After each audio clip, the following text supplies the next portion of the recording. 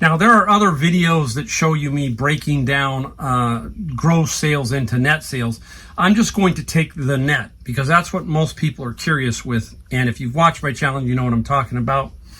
So basically, after all was said and done, okay, for the entire 2022 year, it is now October 2023.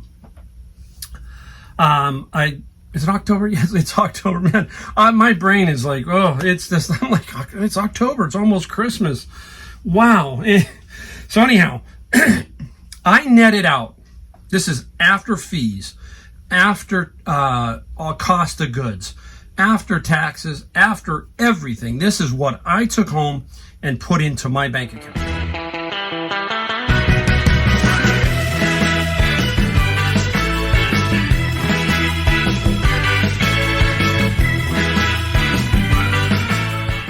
Welcome everybody, Mike the Golden State Picker. Got a video for you in my garage today. We're going to talk about taxes, mine, and basically what I finally came up with for last year's total. Not this year, but 2022, what I made. You're going to get to see that in this video. So if you're new, stick around for that. The second half of the video, I'm going to show you a couple things I found in my bin. One's kind of very interesting, and then a bunch of stuff that I sold. So we're going to have to jam this in. I will keep the number part pretty simple, I hope, quick and simple. And we'll get into the stuff we found and stuff we sold also. Big bonus video. And so anyhow, hey, you're wondering, why are you just paying your taxes, Mike? Well, last year, California, we had a bad winter. A lot of rain.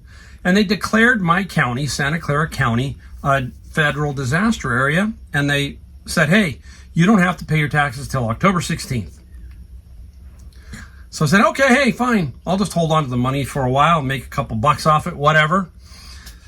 Uncle Sam can do that to you too sometimes if you owe them. But anyhow, basically, I waited to pay the taxes, and I just did it. And there was a reason too.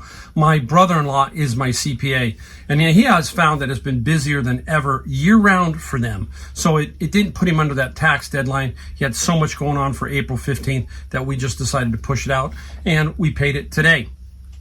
And we finally got a look at the numbers. Basically, I've known for a couple weeks, but I finally sat down and looked at them, and I'm going to give them to you here in a general form.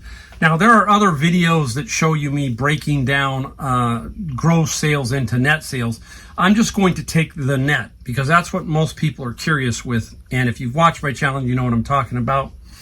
So basically, after all was said and done, okay, for the entire 2022 year, it is now October 2023.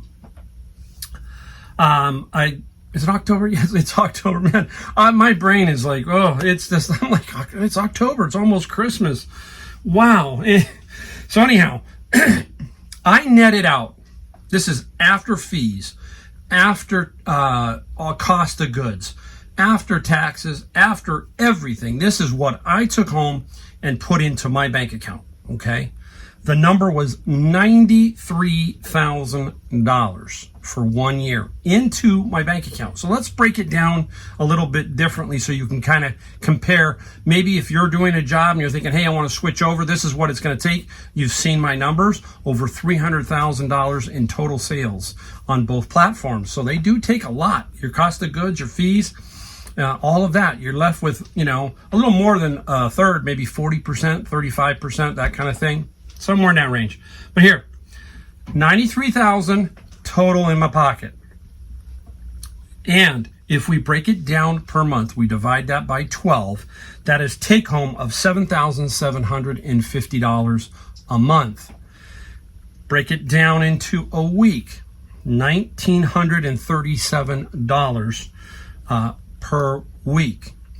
Now, let's break it down hourly. Best thing I can tell you was about 50 hours across the board average for me a week. That's reselling. You're reselling all the time. Comes out to about 39 hours net. That is net per hour, okay? Now, we want to basically break this down again into a little bit further for me, for my particular situation. Last year in 2022, I spent 2 months basically of vacation, meaning I was in North Carolina, I was in Disney World, I was in other places for about 2 months, which is about 8 weeks. I didn't do any thrifting. I did with my son-in-law, okay? But I really didn't do any thrifting for me, and all that kind of stuff. So it was just basically 2 months of nothing, okay? So I really didn't work. So let's take that and kick it out, just for giggles. Let's take a look. If you do that, you take the $93,000 and you divide that by 10, because it's only 10 months. Now it works out to $9,300 a month take home. And per week, that works out to $2,325 take home. And the hourly rate, if we divide it by 50, comes out to $46 per hour net. That's everything. We told you we try to be as transparent here because we want you to understand that there's a lot that goes into it besides what you see me find and then what you see me sell. And you have to weigh that. You have to weigh it all against, can you do it like I do it and come up with that number? Does that number work for you? Does it not work for you? It works for me. I'm basically kind of that semi-retired, but I'm working full-time, but I'm having a big ball doing it. So, hey, for me, it works out great. Now for you, that's what this is for. Try to use it to figure out, can you make this work at half this number? Okay, does half this number work for you? That's what you need to find out. That included all my healthcare costs. Everything was gone before that. The $93,000 is left over even after my healthcare costs, because I am paying about $860 a month. Okay, that is a write-off. It does help me, but it's still money out of my pocket, and I still ended up, that is what I netted in my pocket. Okay, so keep that in mind. Now, some other people are going to say to me, well, do you pay quarterlies? And I don't. I could.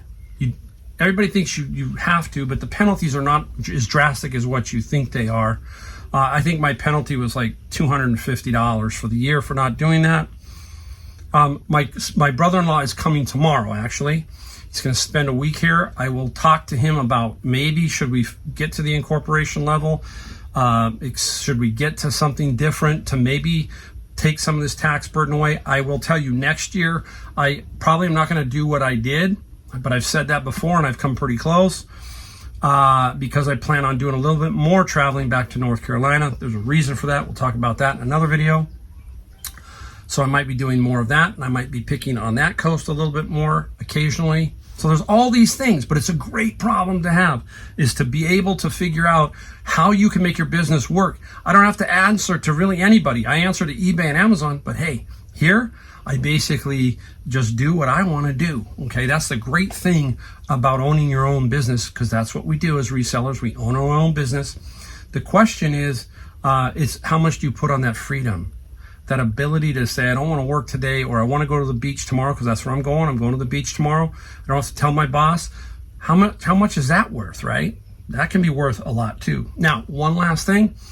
I was able to help myself out because when you're in business, you've got some other options where you can put into something called a SEP IRA, and you can then help bring down some of that tax burden. But next year, I'm going to be able to do it for me and my wife. So my wife and we will both be able to contribute to the SEP through the business and bring down my tax burden. I have seen my tax burden lower in the last 2 cycles, basically. This next year, I think it's going to be lower than this year, and that's because I'm not doing nearly as much, okay?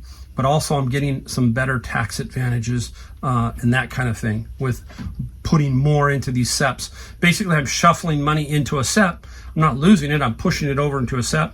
I could pull it out. I just have to pay taxes on it if I did that. All right. So there you go. That gives you kind of an idea of the net that I did. I hope that helps you guys. I hope it clarifies. So when you're watching me, you understand. All right. Let's get right into what we found today. And the thing that the bins, you hear me talk about that. All I can tell you guys is you gotta look around to find these bins. They are not easy to find. This is gonna be my 3rd year, January, that I've been doing bins. And I find all kinds of stuff in the bins, mostly books. 95% is books, but occasionally I come across some unique things that I find in there. And this one came right off the top. It was weird. I saw this. Look at that. This is Metallica, the San Francisco Giants. They gave this away, I guess, at one of the games. So I sent a picture to my friend Brian, who he is a bobblehead collector, all that kind of stuff. And he sent back a thumbs up, nice. And I'm like, I thought this thing was maybe $10. Well, it's about 35 to 45. So nice little find in the bin, $35 to $45 for that. So again, we're trying to offset the cost. I spent $200 today in the bins. I actually got 3 because one was kind of sketchy. They said, hey, take that one. So I got 3 and I did pretty good. And I got that, and then I got a bunch of textbooks that are gated, meaning I can't sell them on Amazon, that will sell on eBay. And you hear me talk about how I want to offset the cost of those bins by the stuff I sell on eBay. The books go into Amazon. That's if you're new. All right. Found this.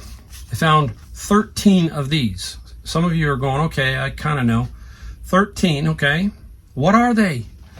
They are 45 record albums, but they have the albums in them. They have little records in them. They call them 7-inch or 45 RPMs, and they're in excellent condition.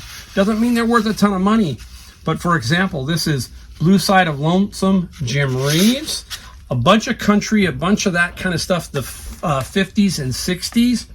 And the one that caught my attention was I was thumbing through was, if you see this label, start to think a little bit. You never know. You might find a great Elvis, a rare Elvis, but this one is Johnny Cash, I Walk the Line. So that caught my attention. Not worth a ton of money, but 13 of these, and the index part is not filled out, which is nice, okay? So I got 13, and there's a couple that are different. Obviously, they're not all the same like this, but there's several. 13, and there are about 18 to 20 in each album, so you're talking about 200 roughly of 45s. And I'll lot them all up and try and get them sold to somebody for probably $100 to $200, let's say. And it's a pretty wide range, but that's what I think I'm going to get. Now, real quick, if you have been to Sun Records, let me know. Put a comment down below. I will tell you that one of my favorite cities to go to is Memphis, home of Elvis. Basically, Graceland is there, right? Now, Graceland is very interesting. It's in a very unique area. If you've been there, you know what I'm talking about. Sun Records is there. Stax Records is there. And the Civil Rights Museum is there also. That's where Martin Luther King was assassinated, at the Lorraine Hotel.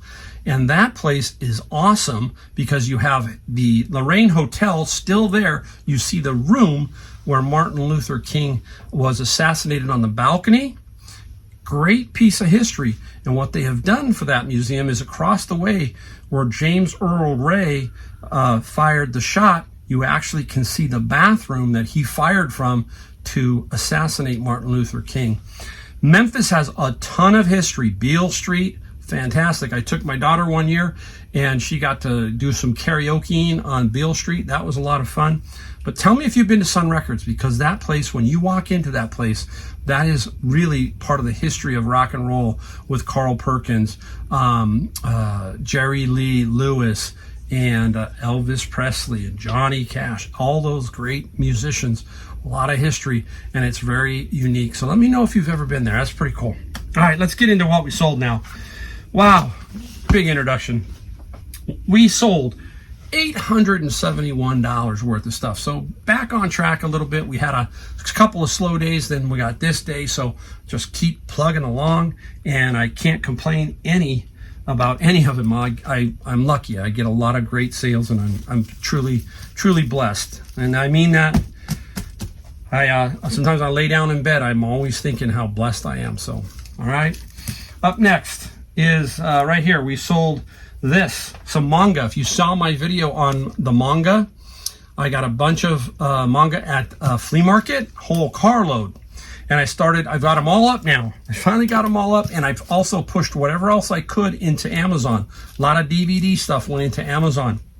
And this is ROD, and I can't remember what it stands for, is Read or Dream. ROD. That's what it stands for. Manga 4-book set.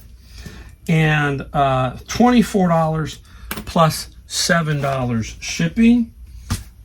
Pretty good there. Can't complain.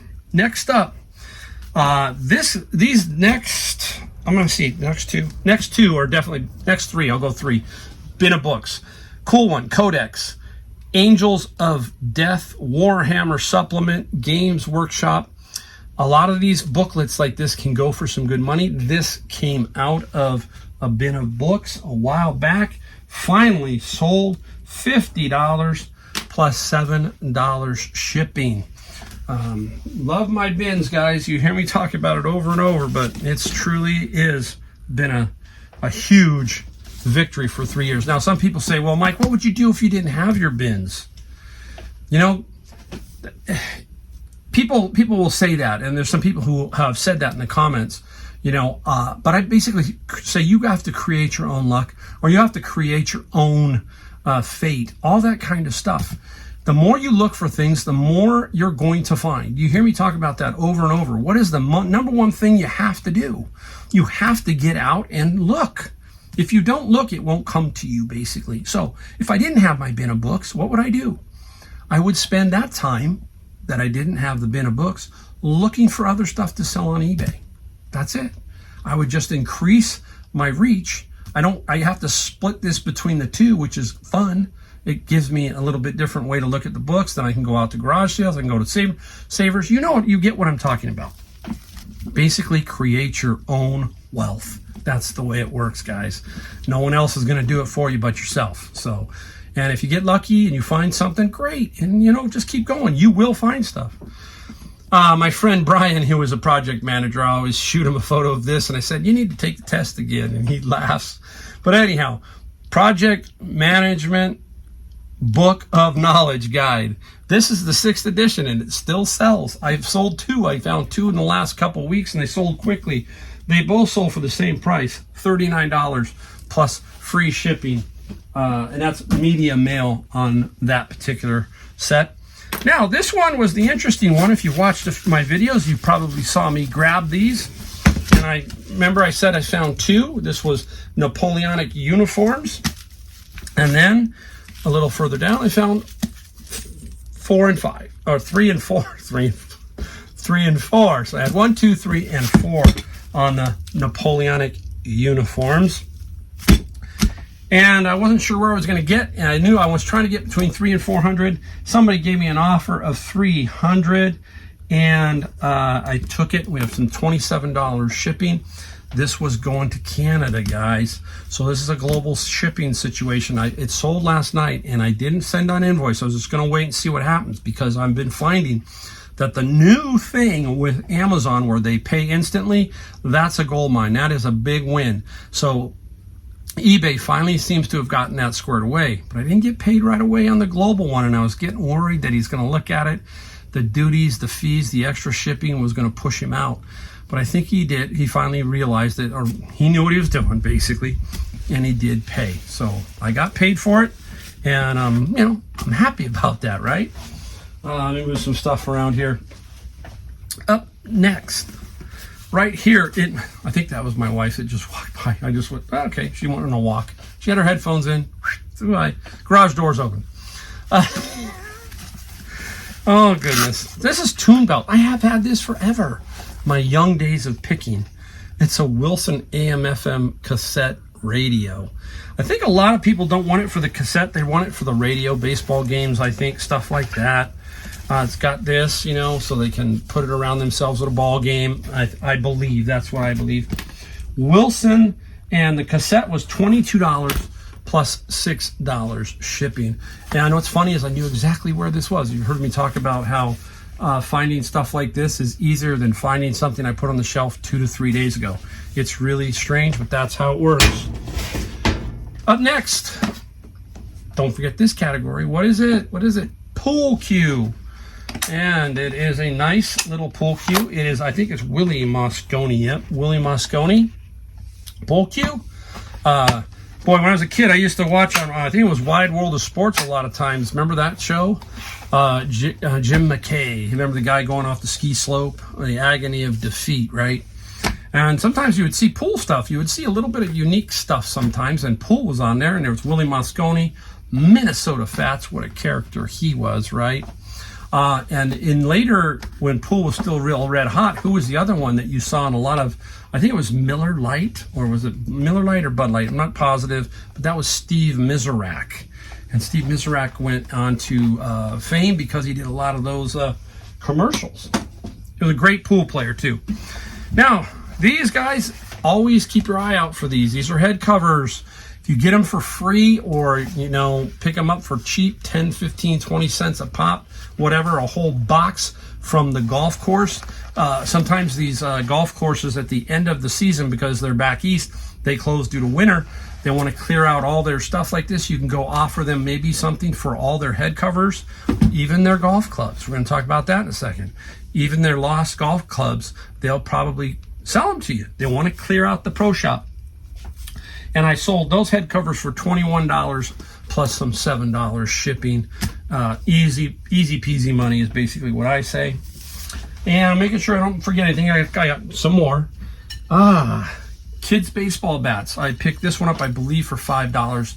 And it was basically a bunch of bats. And I believe there was a jersey there, too, for like $35.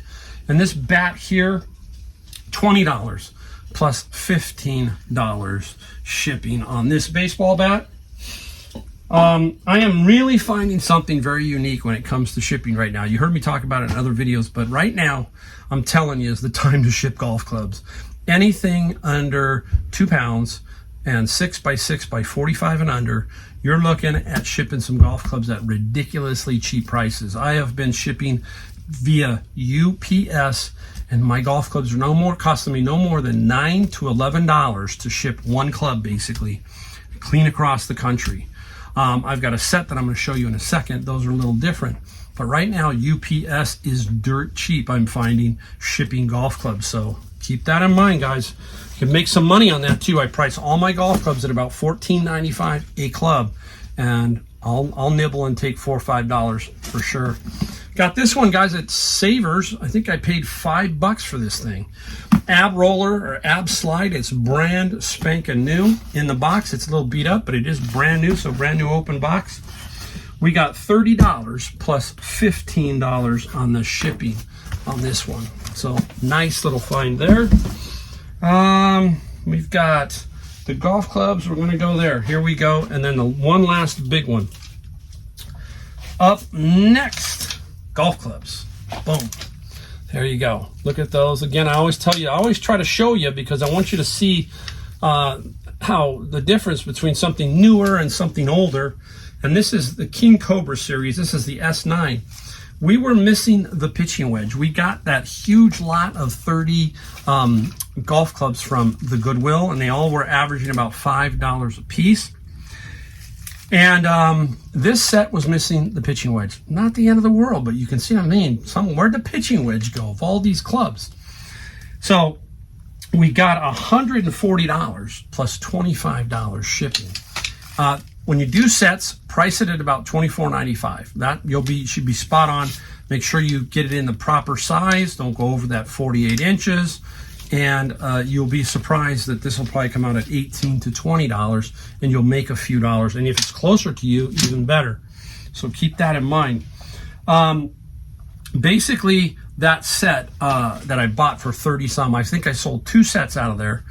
One for $249, this one for $140. There's $400. I sold a driver for $100. That's $500. And I sold a couple other. I think I'm at $600, and I paid $150 for all of them.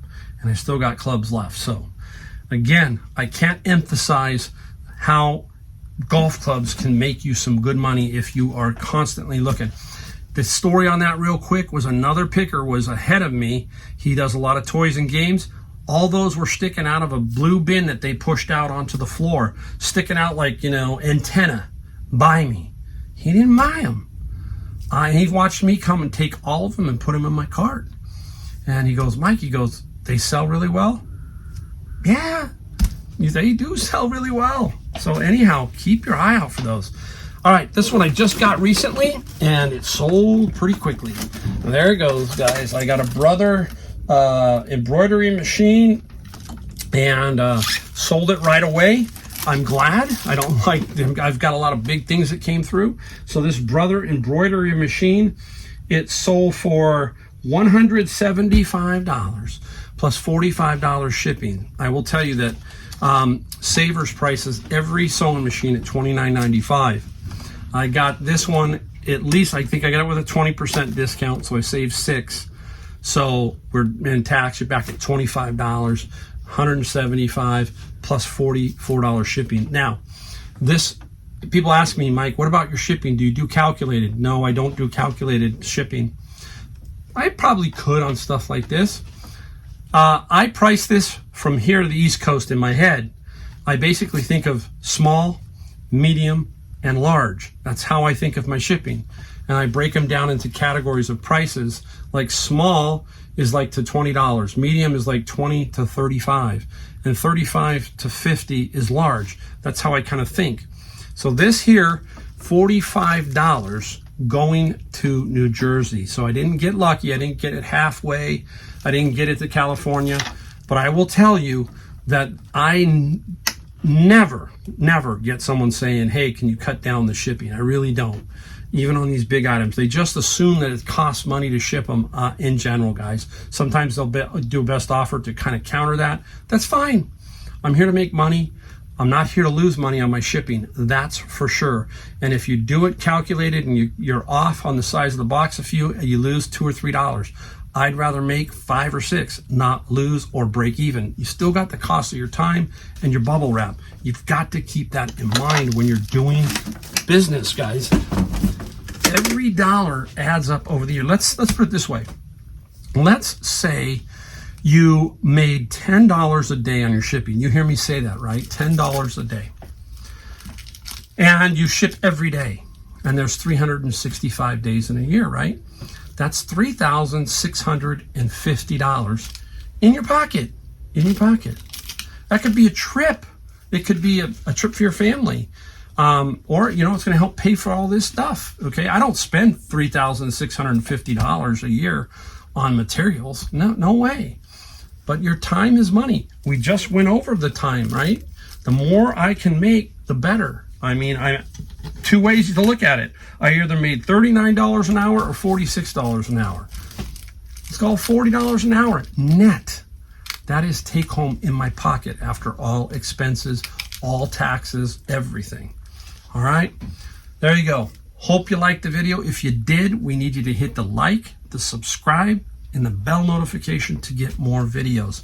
Again, thank you to everybody who watches. I hope you get a few tips, some inspiration, all that kind of stuff from my channel.